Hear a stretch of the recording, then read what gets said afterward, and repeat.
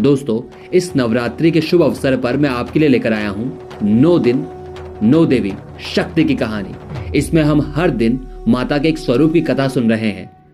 आज 7वां दिन है। इसका मतलब है कि आज दिन है माँ कालरात्रि का। तो इसीलिए आज हम कथा सुनेंगे माँ कालरात्रि की।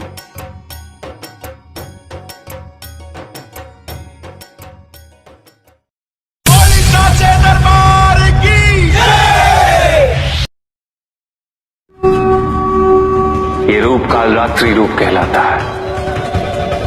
एक हाथ में लोहे का कांटा और एक में खड़ग, जिनका आशीष शुभों का कर्ता और कारक है।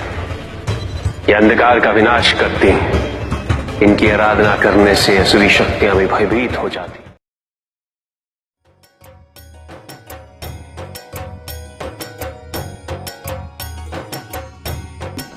महिषासुर की मृत्यु के बाद में शुंभ और निशुंभ दैत्यों के राजा हुए। ये दोनों भाई थे और इन दोनों को यह वरदान प्राप्त था कि इनकी मृत्यु किसी भी मनुष्य, किसी भी देवता या किसी भी पुरुष के हाथों नहीं होगी। इस वरदान का फायदा उठाकर इन लोगों ने पूरे ब्रह्मांड में हाहाकार मचा दिया। इनके आतंक से परेशान होकर देवता, साधु, संत सभी लोग माँ भगवती की शरण में गए। माँ भगवती ने उन्हें वचन दिया कि वो उनकी सहायता अवश्य करेंगी।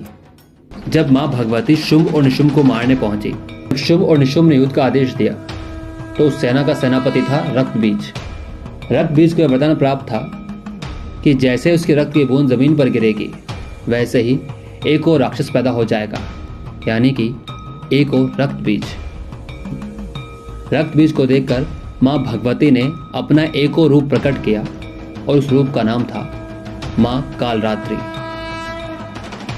माँ का यह रूप इतना भयानक था कि जैसे असुरों ने देखा, वो भय से कांप उठे। उनका शरीर रात के समान काला था, बाल बिखरे हुए थे और उनकी सांसों से अग्नि निकल रही थी। उनके गर्जन और प्रचंड स्वर से पर्वत कांपने लगे और समुद्र की लहरें उफान मारने लगी। माँ कालरात्रि ने युद्ध के दौरान रक्तबीज का वध करने के लिए एक योजना बनाई। उन्होंने अपना मुंह इतना विशाल कर लिया कि रक्तबीज का रक्त धरती पर गिरने से पहले ही वो उसे पी लेती।